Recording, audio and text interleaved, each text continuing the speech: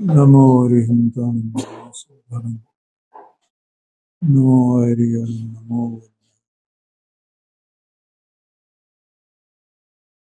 मंगलम भगवान वीर मंगलम मंगलम कुंड कुंडाधि जैन सर्व मंगल मांगल्यम सर्व ध्यानम सर्व धर्माणाम जनम।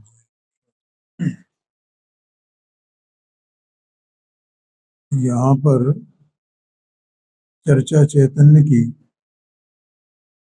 इसका जो प्रथम खंड अभी हाल ही में प्रकाशित हुआ है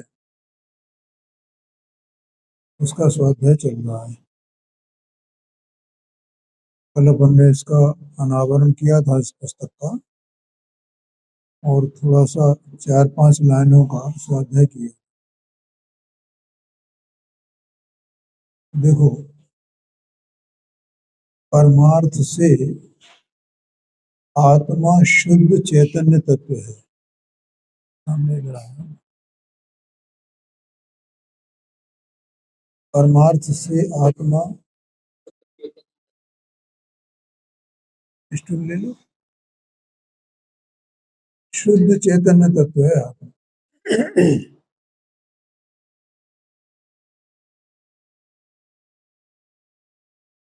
तो और उसका जानना देखना वही उसका स्वभाव है ना,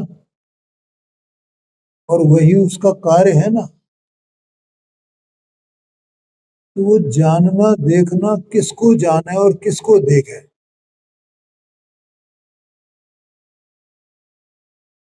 अपने को ही जाने और अपने को ही देखे।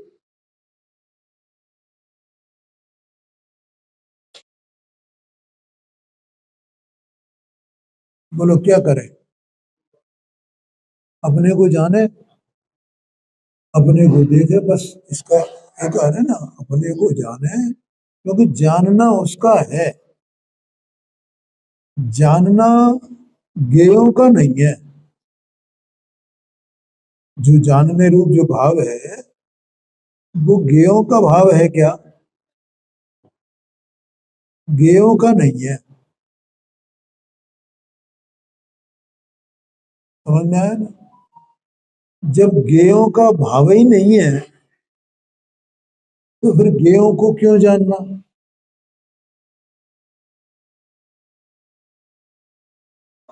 कि सब ज्ञेयों को जाने तो इसमें नुकसान क्या है? कि नुकसान ये है कि ज्ञेयों की तरफ जाने से, जानने से, देखने से राग द्वेष उत्पन्न होते हैं, और वो आत्मा का स्वरूप नहीं है।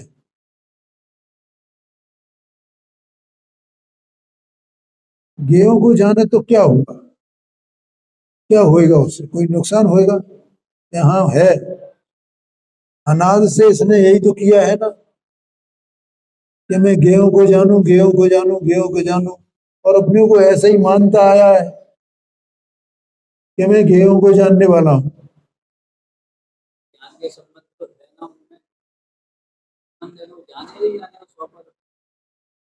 नहीं, वो स्वपर का जानना उसका तब सत्य है जब वो अपने को जाने। स्व को कहाँ जाना है उसने?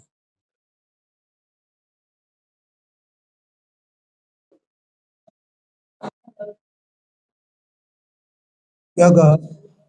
स्व को जाना है क्या? स्व को नहीं जाना ना। ये एकांत से पर कोई जान रहा है।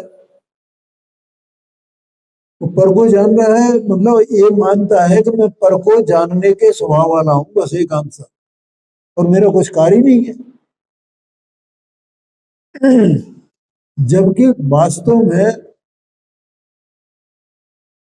ये जो पर को जानना अपना स्वभाव मानता है और सुपर प्रकाशक अपना स्वभाव नहीं मानता है और उसके स्वरूप को नहीं पहचानता है, तो उसमें वो ज्ञेयों को जान करके इसमें राग द्वेष उत्पन्न होते हैं। आया क्या नहीं आया क्या? इसलिए ये सब दोष है, ऐसा कहा। ये तो शुद्ध चैतन्य तत्व है ना। देखो, जगत में जितने पदार्थ हैं वे सब पदार्थ त्रिकाल हैं और उनमें परिणमन भी है।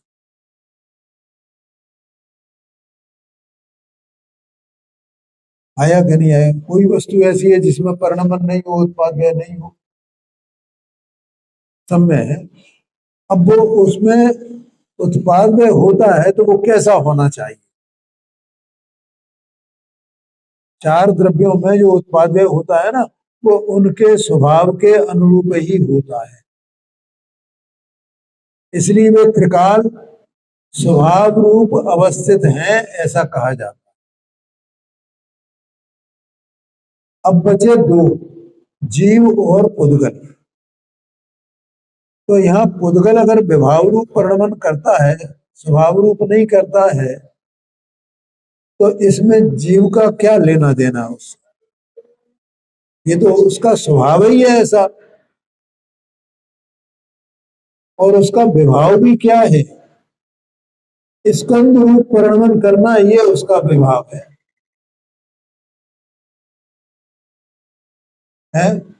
और उसका वो विभाव है, लेकिन वहां कोई उसमें कोई राग द्वेष नहीं होते।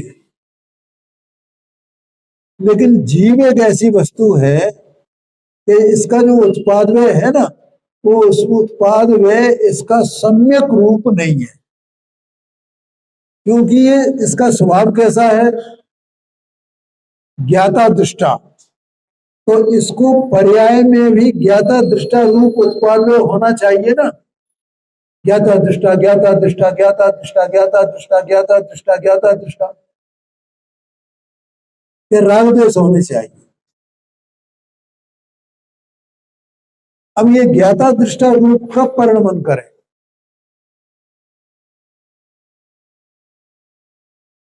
कि जब स्वभाव स्थित हो तो ज्ञाता दृष्टा रूप परिणमन करे। क्योंकि ज्ञाता दृष्टा वो स्वभाव है। तो स्वभाव में स्थित हुए तो ज्ञाता दृष्टा रूप परिणमन करे।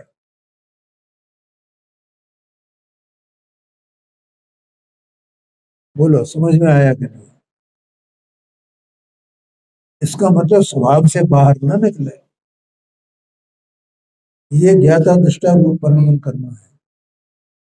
और ऐसे परिणमन के सिवाय जितना भी इसका परिणमन है वो सब इसका दोष है, अगर संक्षेप में अपन कहें तो। बोलो पांडे जी, समझ में आया कि नहीं? वो सब दोष है, वो अभिप्राय का दोष है। अब ये क्या मान रहा है? अभिप्राय में समझ में आ गया ना। कल भी अपन ने इसका विस्तार किया था और आज भी थोड़ी सी ये बात कही। ठीक है, अब देखिए इसमें आगे चलते हैं अपन। कहाँ तक हो गया था ये? है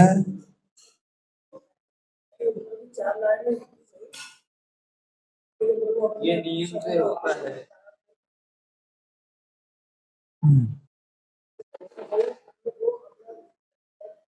जो, हाँ चलो, 3 लाइन के बाद चौथी लाइन है, उसको पढ़ लेते हैं एक बार।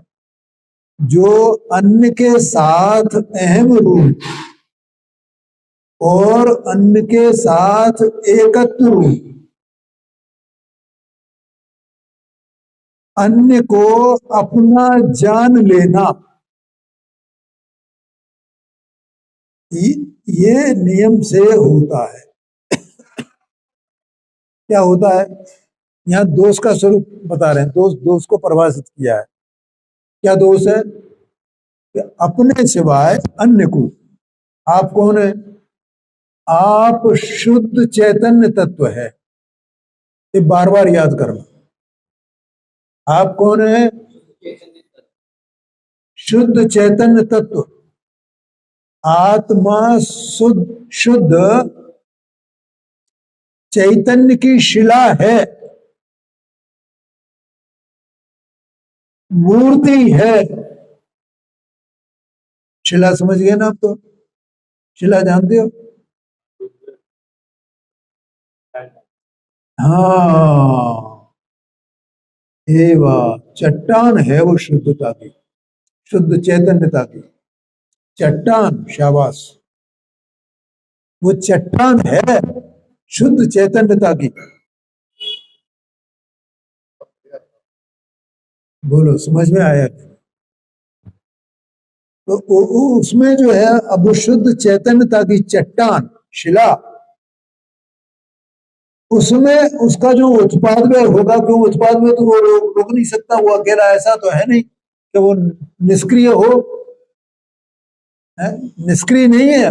उसमें उस शुद्ध चैतन्यता की परिणति भी प्रकट होती है, लेकिन वो परिणति मैली हो रही है। कैसे मैली हो रही है? कि पर को अपना मानने से। ये शुद्ध चैतन्य की शिला है ना, चट्टान है ना, तो ये शुद्ध है, तो ये राग कैसे हो सकता है? ये द्वेष कैसे हो सकता है? इसलिए वो दोष है।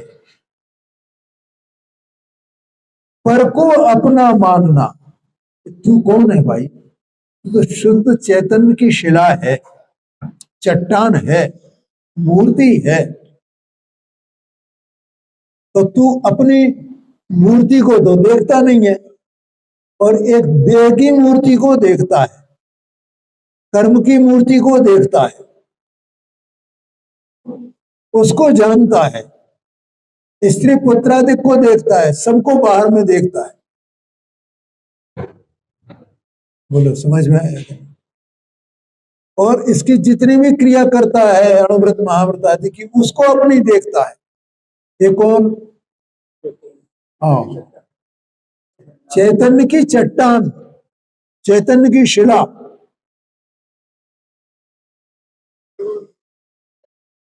हाँ जी, हाँ जी। बोलो पानी, समझ में आया ना? जो अन्य के साथ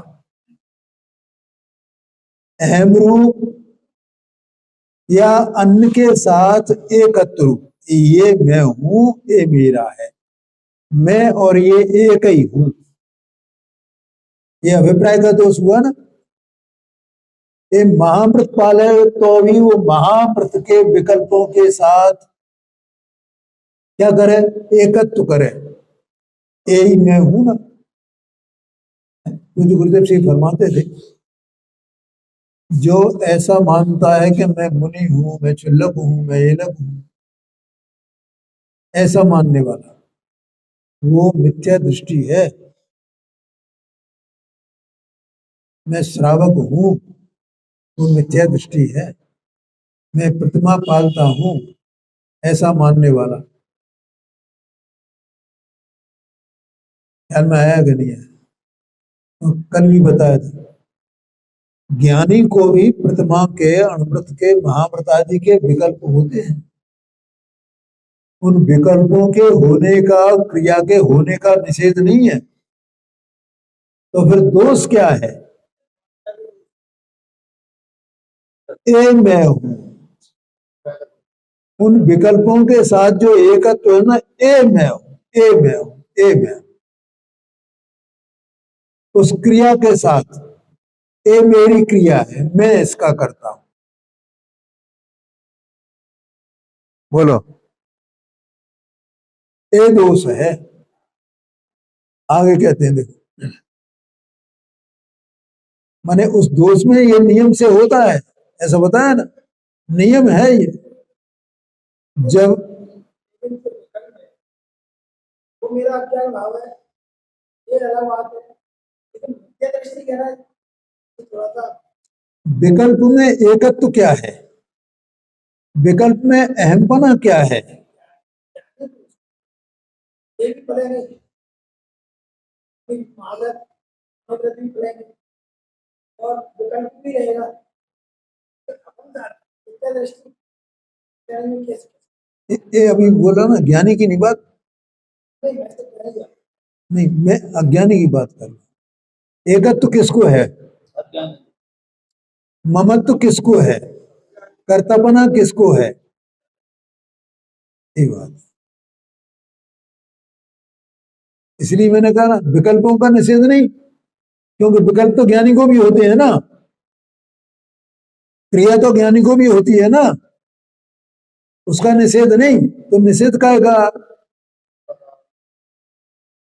ये मेरे हैं, मैं इनका करता हूं, ये मेरी क्रिया है। और ये कब होगा? जब अपने को नहीं जाना। मैं चैतन्य, शुद्ध चैतन्य की चट्टान, ऐसा उधर देखा नहीं अपने शुद्ध चैतन्य की चट्टान को, शुद्ध चैतन्य मूर्ति को निहारा नहीं उसने, वहां आया नहीं है, तब ये दोष नियम से होते हैं। बोलो समझ में आया कि नहीं आया? एक आध पुस्तक पीछे भी दे दो।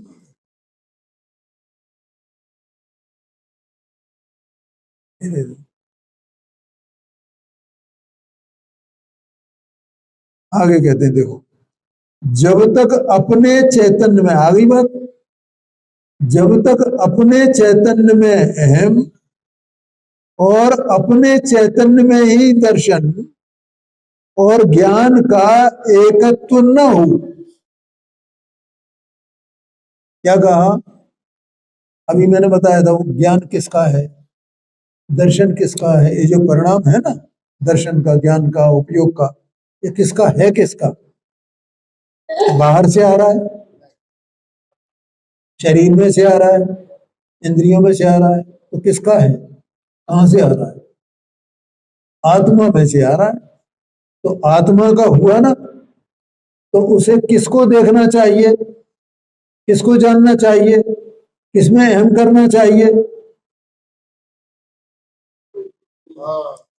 ये कहा जब तक अपने चैतन्य में अहम और अपने चैतन्य में ही अहम, पहला अहम, चैतन्य में ही दर्शन और ज्ञान का, जो दर्शन का परिणाम है और जो ज्ञान का परिणाम है, उसका एकत्व किसके साथ हो? किसके साथ हो? अपनी चैतन्य मूर्ति के साथ। इसका मतलब उन विकल्पों में से एकत्व छूट है, तो वो विकल्पों, जब इसमें अहम होगा, जब अब ज्ञान का विषय आत्मा होगा, दर्शन का विषय आत्मा होगा, तो उसमें से विकल्प में जो एकत्व और अहम था वो छूटा का नहीं छूटा? छूट गया ना, यही बात है। एकत्व न हो तब तक श्रद्धा और ज्ञान की जितनी कुछ भी परिणति होती है, श्रद्धा माने मान्यता और ज्ञान माने जानना, जो परिणति होती है वो सब पर के साथ वाली, पर भावों के साथ वाली, अथवा चैतन्य से अनमेल जो भी भाव हैं उनके साथ वाली।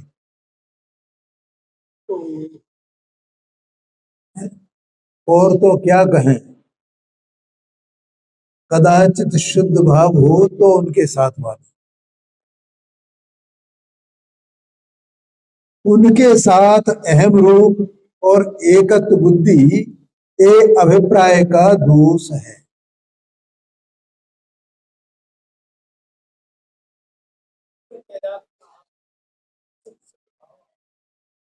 ये शुद्ध भाव, शुद्ध भाव माने क्या?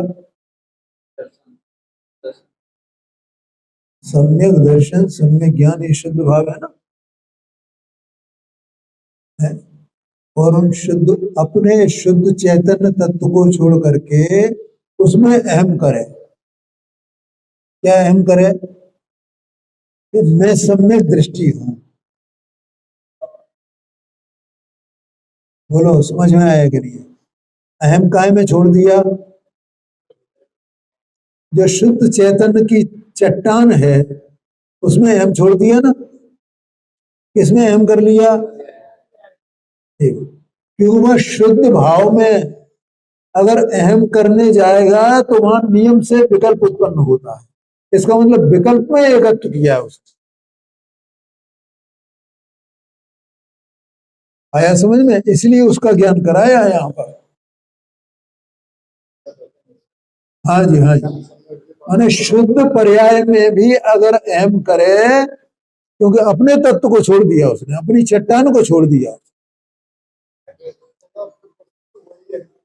है जी। हाँ जी, वस्तु तो वही है।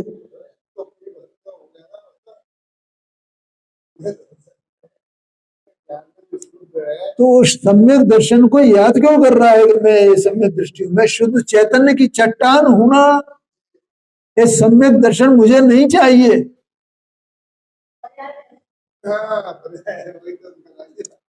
मैं तो शुद्ध चैतन्य की चट्टान हूं, मैं तो वही का वही, वही का वही, वही का वही। पढ़ो आप उनको। हाँ, न्याल भाई को पढ़ो आप। पर्याय जो करे सो करे, मुझे क्या लेना, मैं तो ये बैठा हूं ना भाई।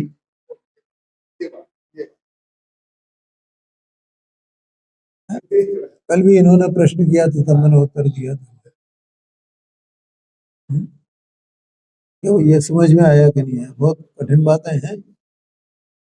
इस तत्व को समझना मामूली बात नहीं है, तो बिरले समझते हैं, बिरलों को रुचि होती है इसकी।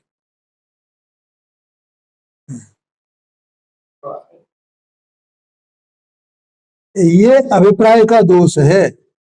उस शुद्ध चैतन्य ज्ञायक के साथ एकत्व होना चाहिए, इसके सिवाय मैं कुछ भी नहीं। तो ऐसे ही दोष टलेगा। दोष अगर टालना है तो वहीं आना पड़ेगा, जो तू है, जो तू है, जो तू है। ये सब कल पता है, ये पर्याय सब विनाशी है भाई, शुद्ध हो क्या अशुद्ध हो, इनमें क्या दम है? क्या पांडे जी, समझ में आ रहा है? देखो, मैंने 4 बातें बताई थी ना पहले।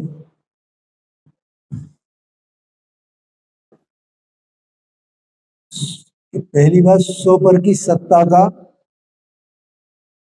निर्णय करना पहले, इनकी सत्ता का निर्णय। ऐसा बिल्कुल ठोक करके कि हाँ 2 सत्ताएं हैं, देह में एकत्व बुद्धि अगर तोड़नी है तो उसके लिए क्या उपाय है? तो पर का भेद विज्ञान माने क्या?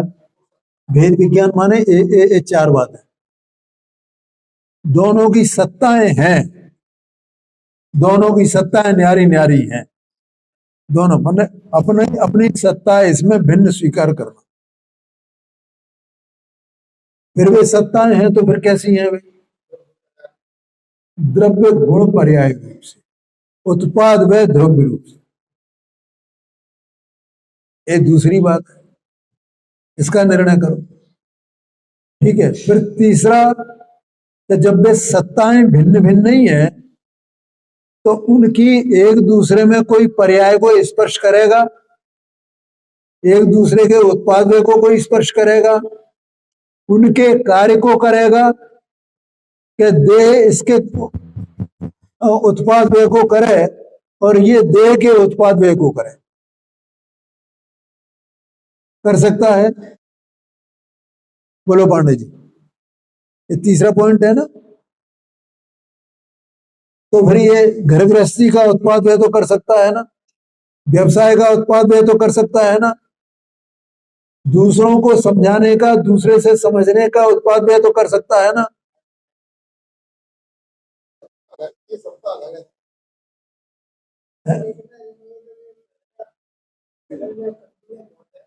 हाँ जी, हाँ जी, संघर्ष भी बहुत चल रहा है, पदार्थों से बुद्धि हटा दी, हाँ जी, दृष्टि में ले आए, हाँ जी, अब सम्यक दर्शन की जो पर्याय है, हाँ जी, उसमें भी हम बुद्धि न करें। हाँ जी, शुद्ध चेतन चट्टान है ना, शुद्ध चेतन तत्व की चट्टान है ना। अहम करने की किसमें अहम करे है? वो सम्यक दर्शन, सम्यक ज्ञान, सम्यक ख्याल सब उसी में है, एक स्वभाव रूप है बस वो है जी। वो सब विकल्प के विषय हैं, व्यवहार के विषय हैं। ये व्यवहार है वो पूरा का पूरा, वो सब विकल्प उत्पन्न करने वाले हैं, उनको वो ज्ञान के विषय हैं, लेकिन श्रद्धा के विषय नहीं है, अहम के विषय नहीं है। क्या कहा? वे ज्ञान के विषय, ज्ञान सब जानेगा। बोलो समझ में आया कि नहीं आया? ज्ञान क्या करेगा? विकल्प होंगे तो विकल्पों को भी विकल्प ने जानेगा कि नहीं जानेगा? क्रिया होगी तो क्रिया को भी क्रियापने जानेगा कि नहीं जानेगा? निमित्त को निमित्तपने जानेगा कि नहीं जानेगा? उपादान को उपादान पने जानेगा कि नहीं जानेगा? विभाव को विभाव पने जानेगा कि नहीं जानेगा? स्वभाव को स्वभाव पने जानेगा कि नहीं जानेगा? जड़ को जड़ पने जानेगा कि नहीं जानेगा? चेतन को चेतन पने जानेगा कि नहीं जानेगा? सब जान रहा है ना। और तुम कौन हो? है? वो ज्ञान ये जानता है ना, मैं शुद्ध चैतन्य तत्व, उसका पिंड, और उस श्रद्धा को भी जानता है ना ज्ञान। उस श्रद्धा को भी जानता है, उस श्रद्धा में ऐसा भी कर दिया। हाँ हाँ जी, श्रद्धा को भी जानता है ना कि ये श्रद्धा है, तो ज्ञान सबको जानता है, और श्रद्धा वहां से हटती नहीं है ये भी जानता है, और शुद्ध पर्याय में आती नहीं है।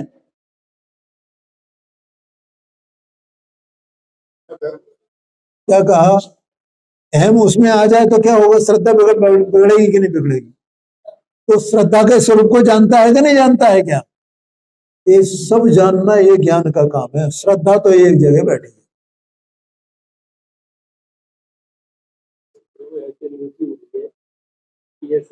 दर्शन हुआ ही तो उसके सामने तो हाँ जी हाँ जी हाँ जी हाँ जी।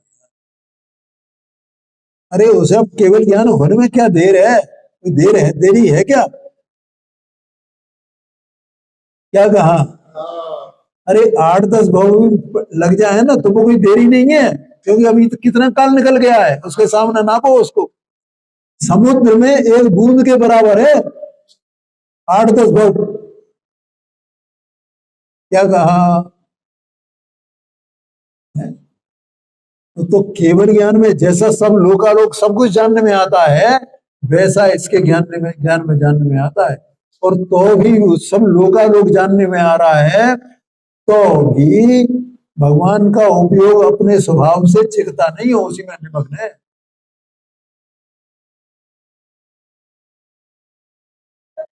जी। कथनचित अंतर है। हाँ जी हाँ जी हाँ।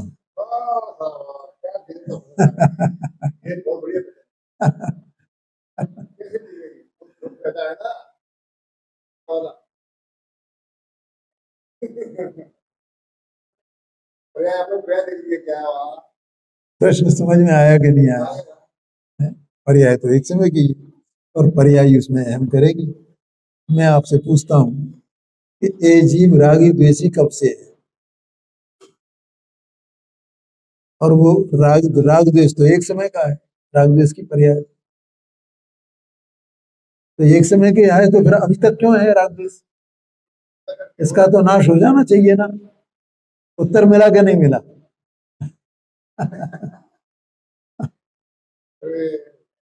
है? अरे वो वहां बैठ गई ना, अब वो समय समय हो रही है।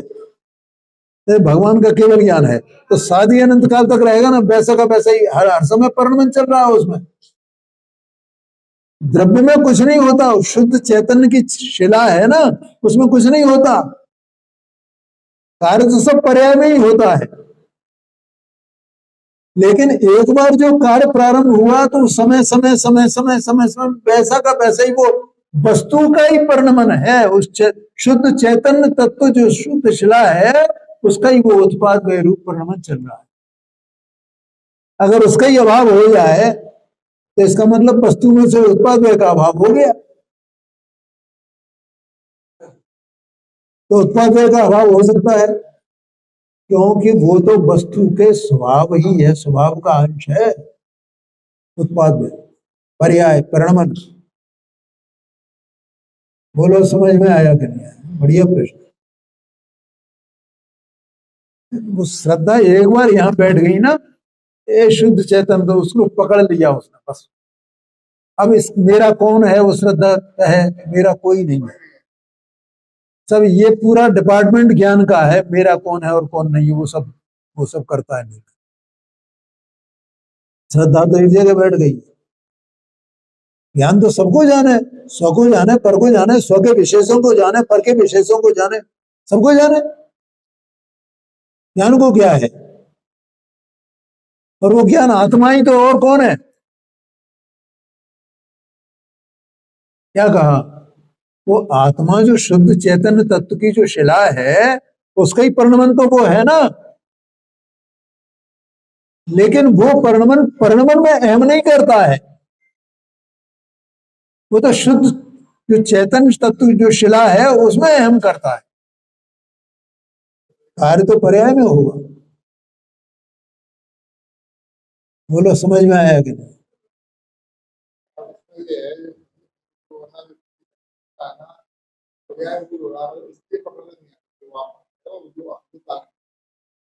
हाँ जी, हाँ जी, हाँ जी, हाँ जी। वो उसी में मुग्ध है असल में। अनाद का अभ्यास है ना, अनाद के अज्ञान के अभ्यास का संस्कार है। उसको तोड़ने में कितनी मेहनत लगेगी। अभी इन्होंने बताया ना, तो वो संघर्ष चलता है, ये अच्छी बात है, चलना ही चाहिए संघर्ष। यही तो अंतरंग का संघर्ष है, यही तो मशक्कत है। ये नहीं चलेगी तो फिर यहाँ बैठने का मतलब क्या है भाई? है? तो 3 बातें हुई ना, कौन सी तीसरी बात? हाँ, एक बात, हाँ, उत्पाद में द्रव्य रूप है। हाँ जी, हाँ जी। तीसरा, वे उत्पाद वे अपने अपने में हो रहे हैं कि एक दूसरे को स्पर्श कर रहे हैं। कोई कार्य किसी का कार्य कर रहा है, कोई किसी का कार्य कर ही नहीं रहा है, कर ही नहीं रहा है, कर ही नहीं रहा है, और मानता है मैं कर रहा हूं। तो ये दोष हो गया ना। क्या मानता है? मैं कर रहा हूं, मैं गृहस्थी में चला रहा हूं, मैं इनको समझा रहा हूं, मैं भगवान की पूजा कर रहा हूं, ये मैं महाव्रत पाल रहा हूं।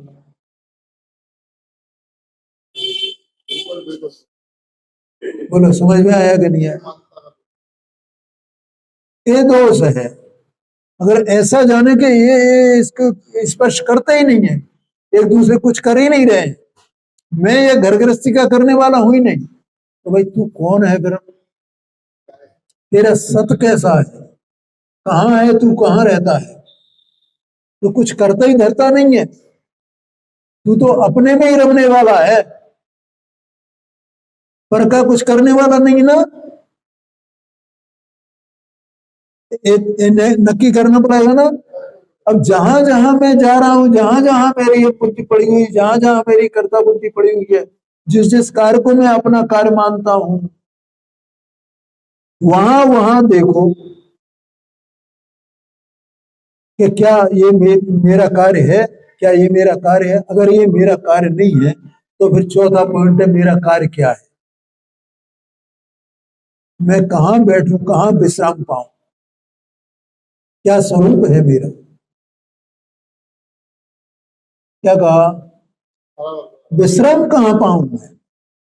ये तो सब अन्याय हो गया ना, कि मैं अपने को दूसरे का कर्ता मान रहा हूं। मेरा उत्पाद वे मुझ में, और मैं मान रहा हूं मेरा उत्पाद वे इसमें हो रहा है, इसको स्पर्श कर रहा है, इसका कार्य कर रहा है, और इससे मुझे लाभ हो रहा है, भगवान की पूजा से मुझे लाभ हो रहा है, स्वाध्याय करने से मुझे लाभ हो रहा है, ये महाव्रतादि पालने से मुझे लाभ हो रहा है। भैया बहुत जितना जितना अपन आगे बढ़ेंगे ना, उतनी उतनी कठोर बातें आएंगी, क्या करें। और जितना जितना स्थूलता में जाएंगे तो फिर वही बात आएगी, वही बातें आएंगी। जैसे मैंने कल परसों बोला था ना, परसों बोला था शायद कि देखो हम जो है भगवान की पूजा कर रहे हैं, माला फिर रहे हैं, ये कर रहे हैं, वो कर रहे हैं, और हम भक्षण कर रहे हैं, रात्रि भोजन कर रहे हैं, हमें सदाचार बिल्कुल भी नहीं है। और फिर हम ये सब कार्य करके भगवान की अभिषेक करके ये करके और ऐसा माने कि हमें पुण्य मिल जाएगा। तुम्हें मिल सकता है पुण्य? ये किन के लिए बात है? ये उनके लिए है जो पुण्य की आशा करते हैं। अब उनके लिए तो ऐसी बात करनी पड़ेगी ना। हाँ जी। अब जो वहां से बाहर निकल आए हैं, अलग हो गए हैं और इधर आ रहे हैं, थोड़ा तत्व समझ रहे हैं, तो उनके लिए तो ऐसी बात बतानी पड़ेगी ना। उनके लिए तो वो बात नहीं रही ना। हर जीव की अलग अलग पात्रता है।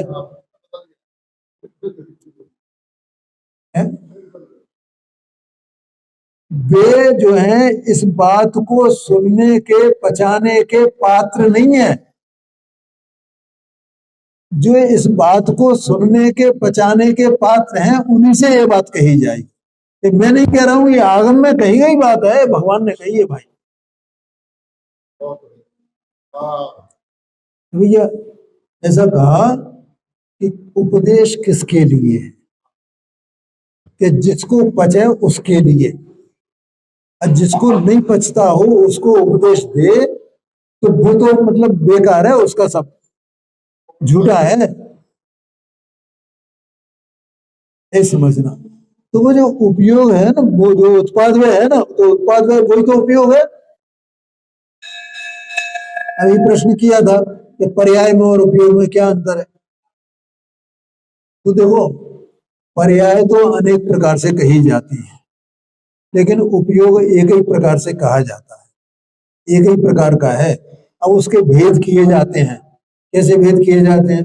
कि मति ज्ञान, श्रुति ज्ञान, अवध ज्ञान, मना परे ज्ञान, केवल ज्ञान, उपयोग के भेद हुए ना। कुमत ज्ञान, कुश्रुत ज्ञान, कोमत ज्ञान, ये उपयोग के भेद हुए ना। शुभोपयोग, अशुभोपयोग, शुद्धोपयोग, उपयोग के भेद हुए ना। क्योंकि उपयोग वो इस चैतन्य शिला का रिप्रेजेंटेटिव है, उसका प्रतिनिधि है, वो उसको बताने वाला है, उसका वो लक्षण है। उपयोग है माने आत्मा है। उपयोग का व्यापार तो दो तरह से, इनका दर्शन ज्ञान एक तो उपयोग का जो व्यापार है वो दो तरह से चलता है, एक दर्शन, एक ज्ञान। हाँ जी, से एक क्यों बोलेंगे? हाँ जी, हाँ जी। आत्मा एक है कि दो हैं? कितनी आत्मा? एक। और एक आत्मा में दर्शन ज्ञान सब शामिल है ना। तो उपयोग में भी सब शामिल है ना। इसलिए उपयोग में एक ही साथ ये सब चलता है। क्या चलता है? कि जब मति ज्ञान, श्रुति ज्ञान चल रहा है, मन मति ज्ञान चल रहा है, उस समय भी शुभ या शुभ भाव चल रहा है कि नहीं चल रहा है? बात में त्रिकाली है, उपयोग को त्रिकाली होना चाहिए, एक तक हो जाएगा भाई। त्रिकाली में और क्षणिक में कोई अंतर होगा क्या? नहीं होगा। तो त्रिकाली कैसे हो जाएगा? तो वस्तु पूरी है, वो तो उत्पाद में ध्रुव स्वरूप है ना, सर्वथा त्रिकाली तो नहीं है ना। क्या सर्वथा त्रिकाली हो? उत्पाद में हो ही नहीं उसमें। आपने ये यहाँ पर ये क्या चल रहा है, सद्भाव। हाँ जी, कोई मेरी है, कोई वस्तु मेरी है। हाँ जी, सब में दर्शन जो है, हाँ जी, मेरी तो वो ज्ञान का विषय है, श्रद्धा का विषय नहीं है। ये अभिप्राय बता रहे हैं। ये अभिप्राय जो श्रद्धा का दोष होता है, अभिप्राय में जो दोष बता रहे हैं ना, वो तो श्रद्धा का दोष है। और श्रद्धा का दोष दूर हो तो ज्ञान का दोष दूर हो।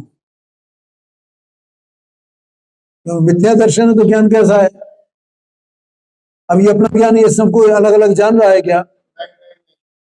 जो जैसे है वैसा का वैसा जान रहा है क्या? निमित्त को निमित्त रूप, उपादान को उपादान रूप, भाव को विभाव, स्वभाव को स्वभाव, इन सबको झलका रहा है क्या अपना ज्ञान? कोई किसी में मिला ही नहीं है। ऐसा जो वस्तु का स्वरूप है, उत्पाद एक द्रव्य का उत्पाद है, दूसरे द्रव्य के उत्पाद को स्पर्श नहीं करता है, ऐसा ज्ञान अपना जान रहा है क्या?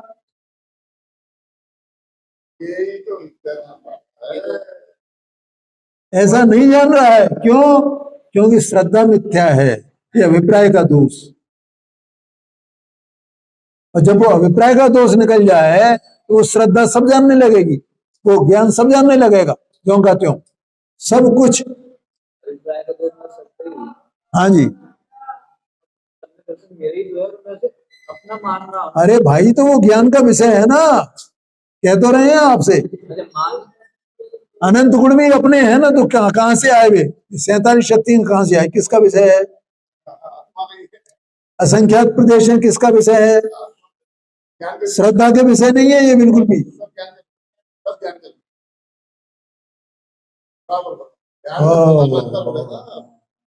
जितना भेद वो सब का सब, स्व और पर का सब का सब, वो ज्ञान का विषय है। ज्ञान आत्मा का गुण है ना, कोई बात नहीं है। अच्छा है। हाँ जी, हाँ जी, हाँ जी, बिल्कुल बिल्कुल बिल्कुल। मतलब ज्ञान जान तो रहा है कि मेरा है, श्रद्धा उसमें हो गई, अभेद में हो गई। श्रद्धा तो अहम कर लिया ना, वो बैठ गई भाई। श्रद्धा तो एक बार होगी, श्रद्धा तो हाँ, में नहीं होगी। हाँ नहीं होगी। मैं कौन, बस मैं तो ये है भाई। देखो अपन उसमें भी व्यवहार में, लोक व्यवहार में भी ऐसा होता है कि नहीं, मुझे बताओ। नहीं नहीं, वो एक पंडित ध्यानचंद जी साहब वो उदाहरण देते थे, मैं उसी उदाहरण को देता हूँ आपको। एक लड़की की सगाई हो गई, ठीक है, सगाई हुई, तो अब सगाई होने पर और लड़की को अपना घर जो था जहां वो रहती थी, उस घर में अभी तक अहम था, और जिस क्षण सगाई उसकी पक्की हो गई तो अब उसे क्या लगने लगा पांडे जी?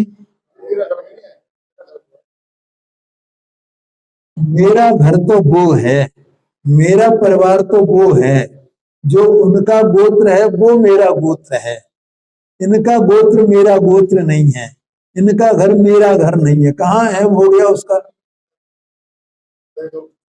अब ज्ञान है कि नहीं है?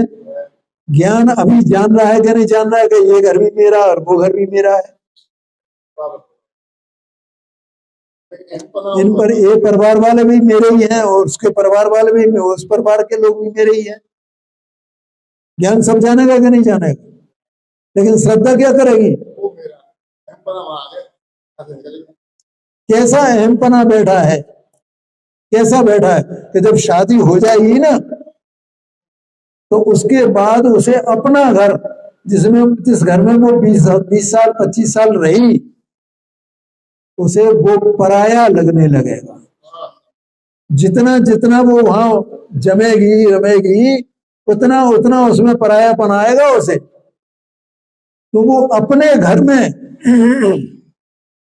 निराकुलता और स्वतंत्रता अनुभव करती है, और मायके जाती है तो उतनी निराकुलता और स्वतंत्रता अनुभव नहीं करती है जहां 20 साल रही 25 साल रही। ये है श्रद्धा का काम। क्या कहा? बोलो। अपन देखो अपनी बेटियों को जरा, वे अपनी यहाँ आती हैं तो वे क्या इतनी स्वतंत्रता अनुभव करती हैं, और चिंता किसकी लगी रहती है उन्हें? इस घर की उन्हें कोई चिंता होती है? कोई चिंता ही नहीं है इस घर की।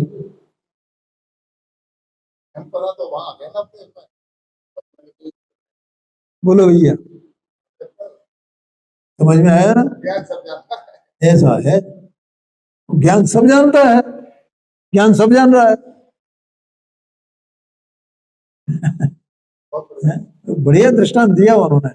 तो इस प्रकार से अब वो दोष टलने की बात है, वो कल अपने स्कूल लेंगे इसे।